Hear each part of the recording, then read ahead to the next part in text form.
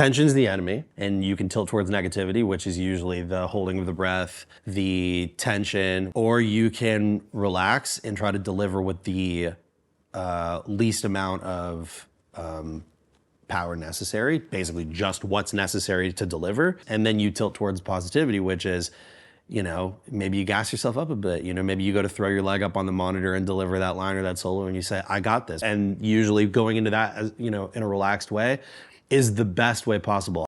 Hey guys, it's Ryan from AMS, and we had the chance to sit down with our buddy Aaron Marshall at Schecter HQ. We talked about how great his Schecter guitars are, his love of teaching with a few tips along the way, and of course, what it's like to be Wolfgang Van Halen's favorite guitar player. We hope you enjoy it.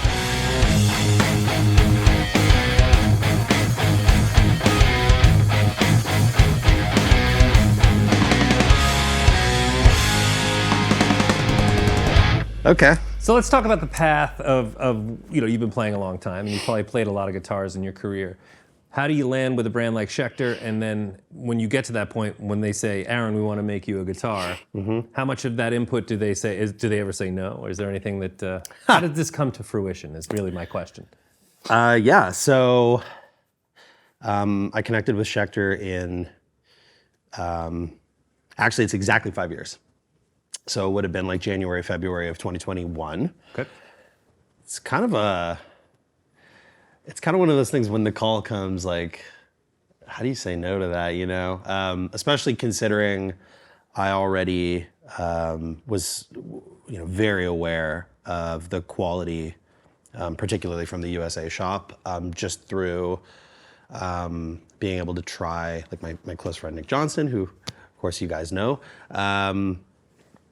we've toured together and we're local to each other. So I was around in the early days when they approached Nick, and I remember trying some of his first USA guitars, and I was just like so blown away by the quality, particularly fretwork and fit and finish and just overall consistency. So there's always been this thing like in my mind where it's like, if I had the opportunity, I would. And then it came, which is really cool. And the experience has been one that is probably like the easiest for me in terms of interfacing with a company. I mean, I've had relationships with brands over the years, and on the guitar side, I think what matters to the artist, or at least to me, is working with a company that believes in what you do. And in the year 2026, when guitars are, I'd say, it's pretty hard to find a bad guitar in the year 2026.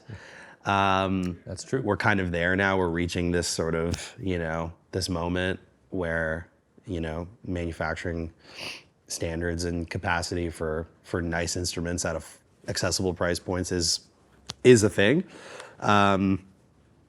What it boils down to then, I think, is the relationship with the people. So when Adam called, we had some long conversations, and I really liked his attitude. And, I had, like I said, between Nick and, former Schecter artist Jeff Loomis and, Keith Barrow and some other guys that endorsed the company, like I had it on good authority that it was like a nice place to be. So for me, it was like about those things, and all of that's true. And you asked, did they ever say no? And the exercise for me when it came to designing my first foray with these guitars was relatively particular in the sense that folks who've been paying attention will notice that I had a Diamond series before I had a USA series, which is counter to the usual flow of things.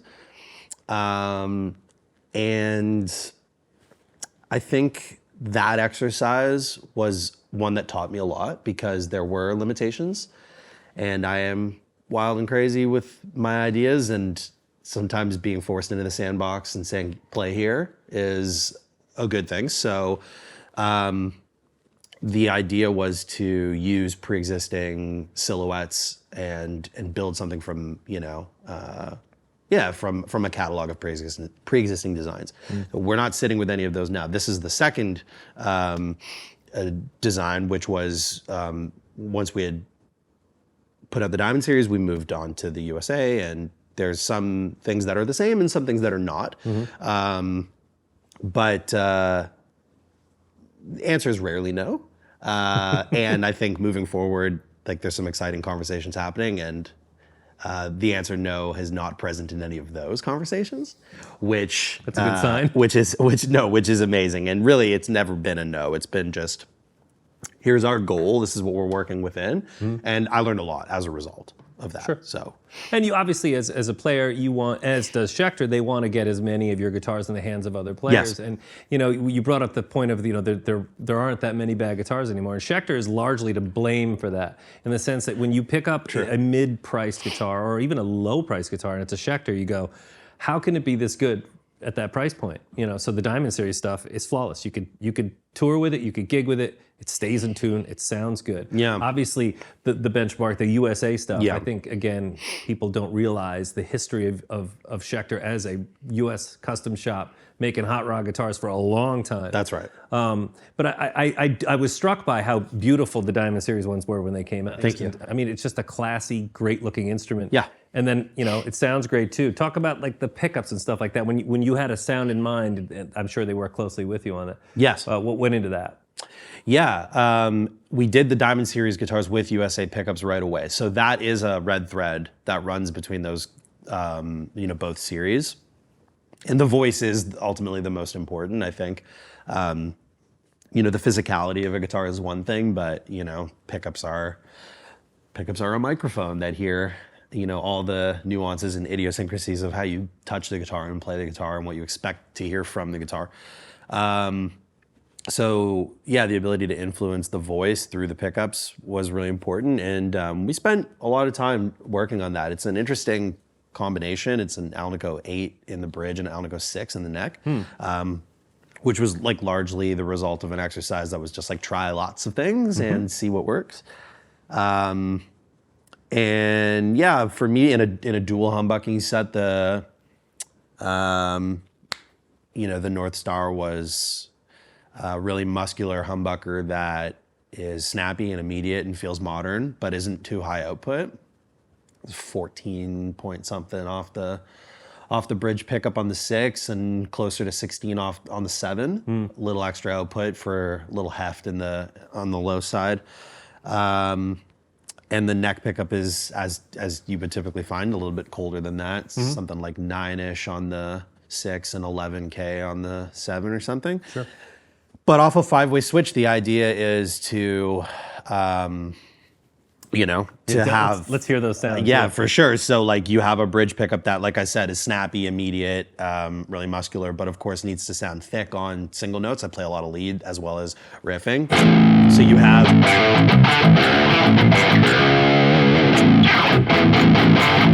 Right now we're on a sound that is relatively transparent. It's kind of like a 800 family type amplifier, if you know what I mean, in the Brit sort of circuit topology.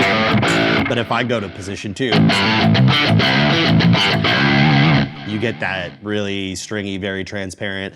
It's the inner coils, and this was a sound that was really important to me. So getting the balance between how the bridge pickup interfaces with the neck pickup is really, really important. And dead quiet. Yeah, there's a little bit of magic happening here too. They're definitely quiet. The guitars are obviously well shielded and stuff like that. And we're doing a little bit of signal conditioning here as well. But it is a split, so it comes with a little bit of that stuff. But yeah, it's very minimal. Really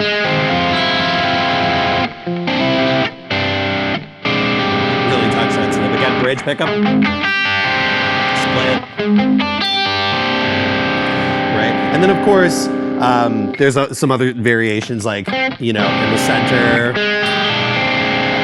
and then 4. It's kind of like a similar, it's a bit of a different variation to the inner coils.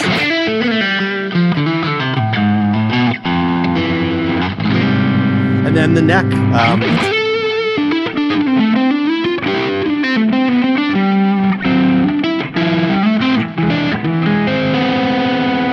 It's just the palette of sounds that you would expect from a dual humbucking guitar on a 5-way. But we just spent a lot of time trying to get them right.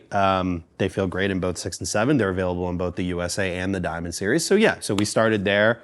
It was a nice experience to finally get to work on a set of pickups, and And ultimately it's the almost voice. like wine speak, you know. So I want a little bit of this and a little bit of that, Yeah. and this magnet and this winding and all that. Yes, pickups are voodoo. They really are. But you know what's funny? I'm always struck by, typically humbuckers, especially bridge humbuckers, can be somewhat strident when they're clean.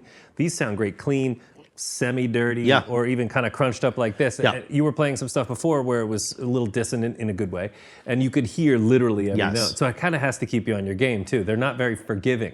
It sounds like they're really capturing what you're putting into They're it. pretty transparent. Yeah. Yeah. I want to hear all that, like.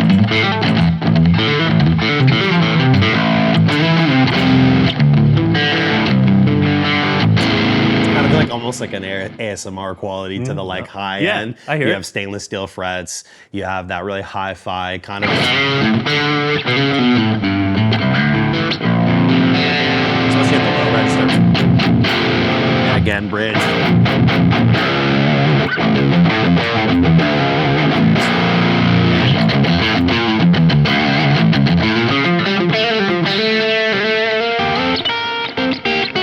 Yeah, it's cool. It lets me kind of get into that place where you can't really tell what the pickup configuration is, you know? Is there single coils in there? That's it. Yeah. I mean, you look at it, you think, oh, it's probably a three-way switch and two humbuckers, but there's so much other stuff under the hood. Yeah, it's nice. And again, this is like an 800 kind of thing with the green box in front of it, you know what I mean? But I'm not pushing anything too hard here. And it's a nice place to like riff and lead. And like that is ultimately what I was looking for.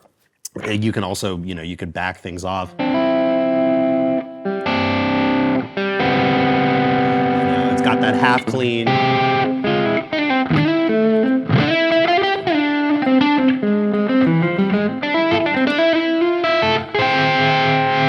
There's still the range there, right? And the attack is there. It's Yeah, they're gratifying, exposing, and Well, I mean, you put your 10,000 hours in, so you want something. I mean, it's like having a good singer in front of a good microphone. Yes. You know, it's the same thing. You know, you want it to amplify what your hands and your ears Yeah. are wanting from it, and they're predictable to me in that way. I've come to know them really well, and the bridge pickup, I can drop it in on a, you know, on an HSS guitar with like in a Strat type getup with the single coils, and it works great there too.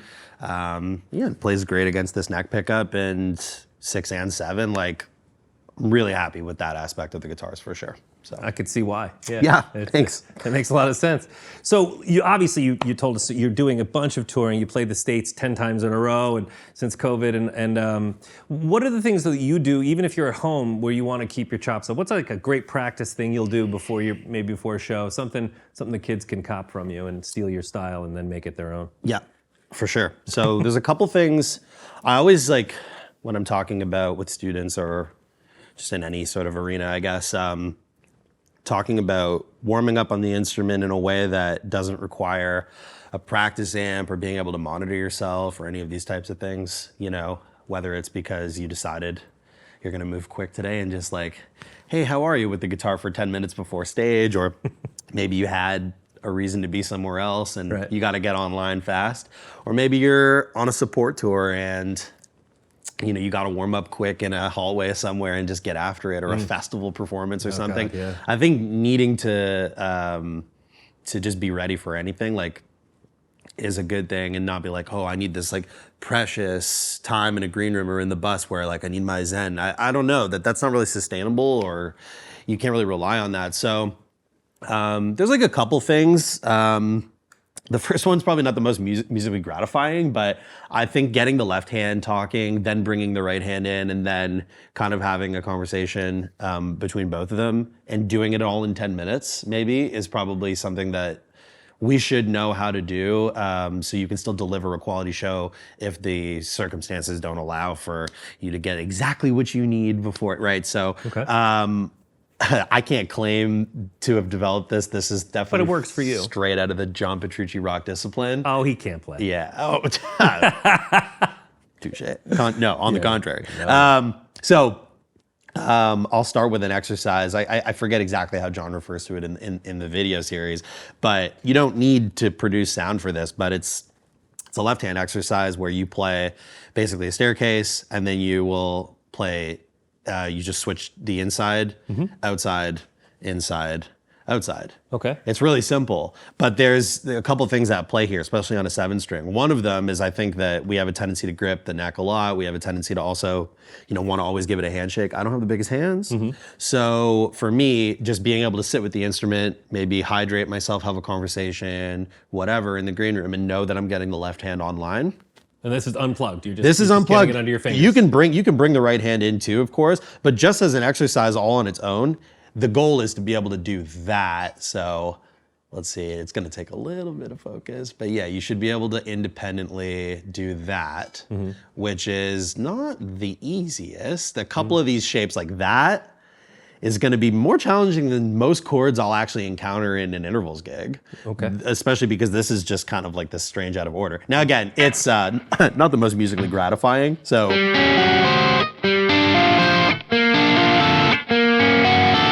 Right? You can strum them, you can pick through them, what have you. But it's really an exercise in just getting the left hand online. I think moving it to other string sets is good. This definitely feels different in the middle of the fingerboard like that. Tension, yeah. Munch them in a little closer in and around the 12th fret. This is a grip that it's a little bit harder actually, believe it or not here. So I have to kind of think about that because they're so close. Maybe you put a full step in front, maintain that through every shape. So yeah, so that's like one thing that I'll do to just get the left hand going. It also sets the tone for good posture back here. I always tell students you should be able to slip a Sharpie or something through between the thumb and the first finger. There are times for a good handshake, of course, but I think this type of posture overall, especially when it comes to like riffing in the lower register and stuff, elbow needs to come down, thumb on the back of the neck. So yeah, this is like a brain exercise too, because it's like a dexterous thing, right? Sure.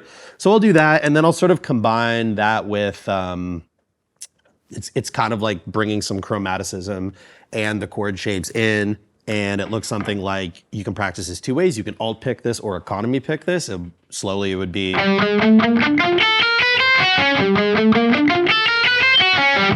Which is basically just sort of pseudo-chromatic, 4 notes in a row. Then you ascend in that like major 7 shape, independent though, not played as a chord.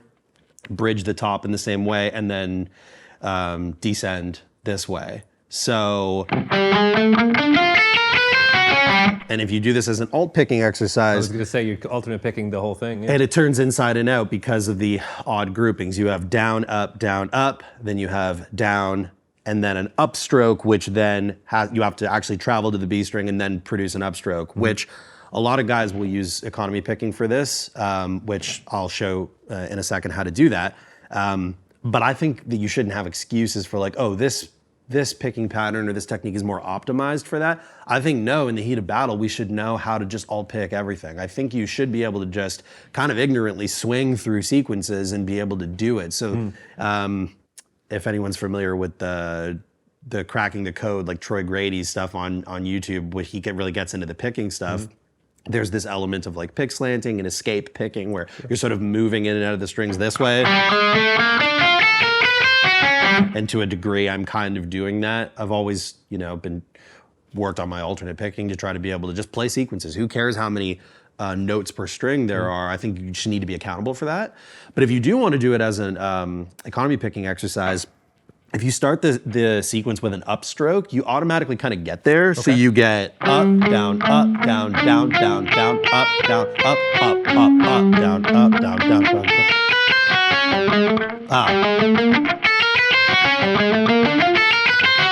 So you get that mini sweep, right, which is like the Frank Gambale method. Sure. A lot of guys, Rick Graham, guys like this will do economy. The act of starting with an upstroke sets you up so it's up, down, and then the pick is always falling down, down, down. And then you get to your top string, down, up, up, right? So the pick is there's no wasted motion. Yeah. So that way I'm able to first, warm the left hand up, then I can incorporate the left and the right hand. Makes me feel pretty accountable. Yeah. And then from the very beginning of like playing shows, I never really had this type of stuff. So I just like created a kind of chromatic sequence that I've been doing probably for the majority of like, as long as I've been playing live music. There's no real science behind this. I kind of just made a chromatic sequence that gets my alternate picking going, and it forces me into playing groups of notes that are not your standard 3 or 4 note groups. So I'll play it and then I'll kind of talk about it. It goes like.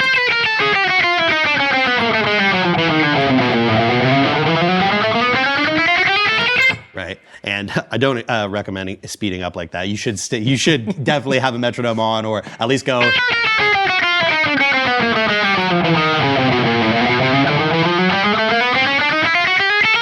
There we go. So deliberately what I'm doing is 4 notes per string. Then I play a sequence that's 5 notes per string. So what that does is it exceeds sort of what we have fingers for. So it forces a slide into the mix, and I do a lot of position changing when I'm playing. I'm constantly moving between boxes or areas on the fingerboard. So being accountable and being able to play the same note value with a slide is important. So 4 notes, 5 notes, and then it's 4 notes on it.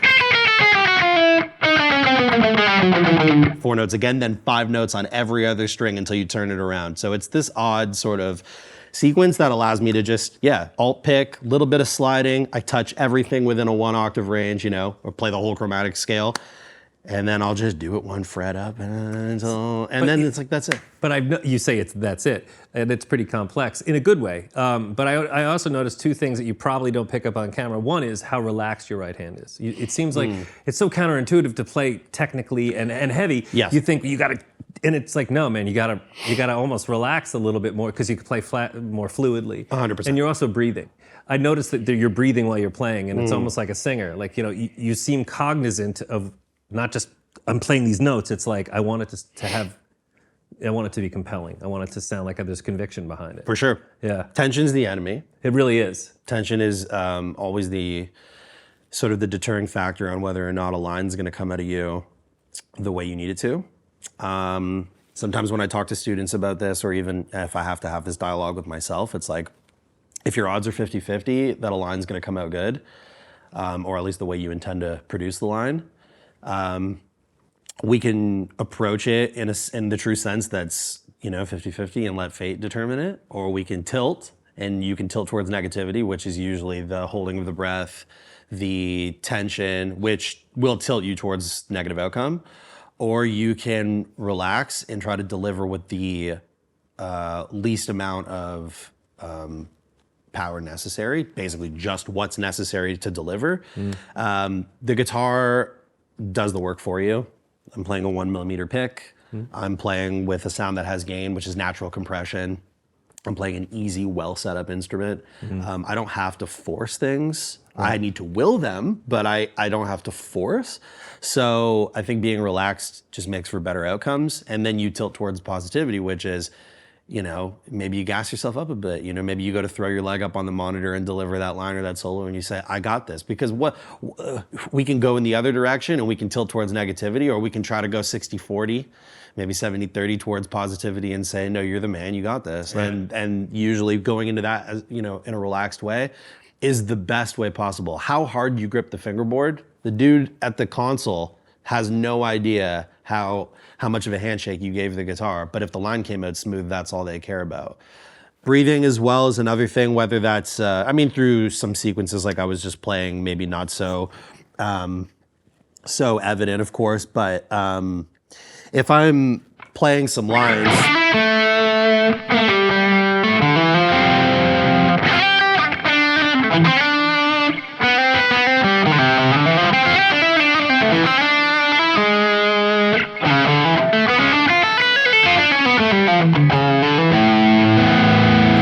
you notice I'll take my time between phrases. It's kind of like the way a horn player would do it, where you take a breath and you only produce what you could maybe speak or sing. Yeah. And then your lines are concise. Of course, there's time to burn. Yeah, you can do all that too. But I think it's nice to try to sequence your musical ideas that way. So yeah, that's what I think about. The only other thing I'll do to warm up for a show is maybe address something that gave me a hard time last night at the show. But if I'm in a good zone and, the odd little thing, I try not to even necessarily pay it too much mind. It's similar to Nick's philosophy too. I can see why you guys are friends, because there's so much positivity. Yeah. And it's also believing in your abilities. It's not about being egotistical or saying I'm going to blow everyone's head off. It's about believing and having conviction again behind what you're playing. I think that comes through. For sure. And to let muscle memory do what it's going to do. And to know that if you put the work in advance and if you relax, you'll find that place. Also, let techniques do what they're meant to do. The relaxed right hand comes from the fact that I'm not drilling everything. I might use my fingers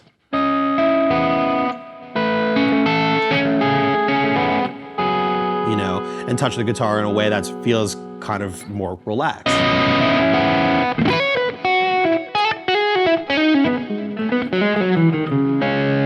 So that allows me to keep the hand open and really not feel stuck on the pick. I can use the fingers where necessary. And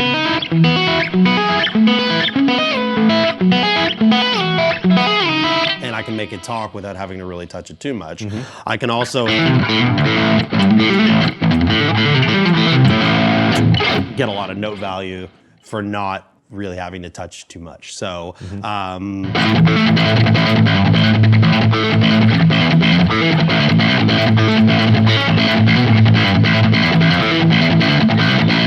yeah, just bouncing off the string a little bit, and but it swings too. There's feel to it. It's not just a technical exercise. The phrasing behind it. There's emotion behind it. Sometimes technique can leave some people cold, but a little mechanical. Yeah, depends on what you're trying to do with it. I think that some guys like to be in that world, and that's okay. But I like things that sound fresh and are easy to produce. And I think like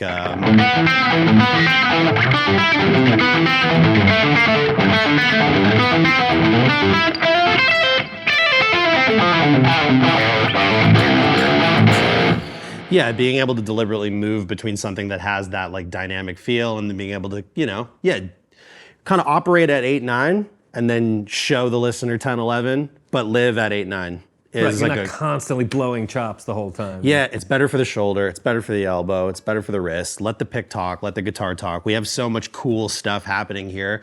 Sort of buttery, easy to play instruments. Like, why do I have to force myself on it? I just want to work with it, so.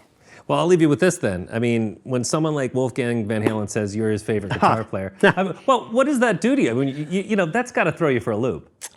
Yeah, it's still a hard one to get my head around. Wolfie's the best. Intervals got to support Mammoth as well in 2024.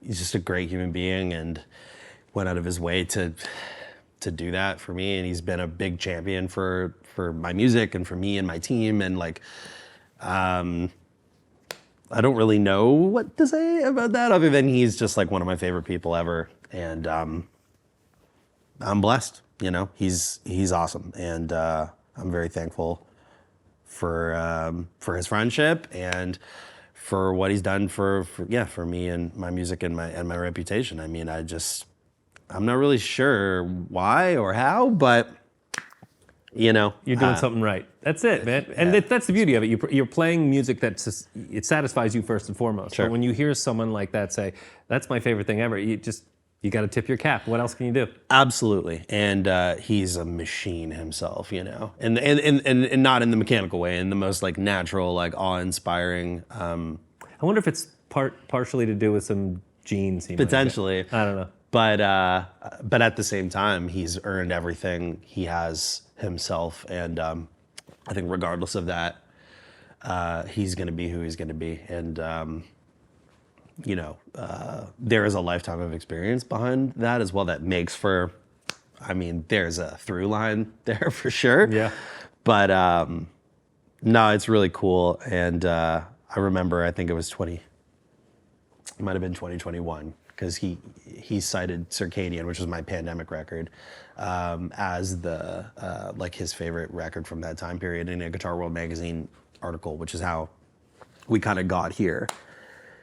And I was just like beside myself. Like I just couldn't believe that he would take the time to do that. And then since then, he's like, you know, he's worn an interval shirt in places that I could never imagine our merch. But I took my parents to go see him play with Creed in Toronto at Scotiabank Arena, which is like our biggest, you know, it doesn't really, there's one more, but it's like, you know, the Raptors play there. It's like, it's pretty big. Yeah. And he wore an interval shirt on stage, opening for Creed and playing in my hometown. And I got him on the Jumbotron wearing that. And I brought my parents backstage to meet him before the show. And he's sitting there wearing an interval shirt. It's one of the pinch me moment, man. And he showed me and my mom and my dad demos from the record that's out now. Yeah. So blessed. That's all I got to say about that. Blessed with beautiful guitars on top of it. Yes. So. And of course, you know, I'd be remiss to say that, yeah, this, and at 5 years with Schecter and 50 years for Schecter as well. It's a big year. Yeah, it's really cool. A lot of exciting things coming, and I'm super grateful. So awesome. Well, thank you for the time, man. I appreciate it. It was a really pleasure. illuminating. Thank you so much. Thank you. Thank you. We'd like to send a huge thanks to Schecter Guitars for making this possible, and of course, Aaron Marshall himself for taking the time to sit down with us. We hope you enjoyed it. To check out more content like this, be sure to like and subscribe. And to check out all the Schecter gear that we carry, come check us out at AmericanMusical.com. Yeah, man. Killed it. Okay. It's like you know what you're doing.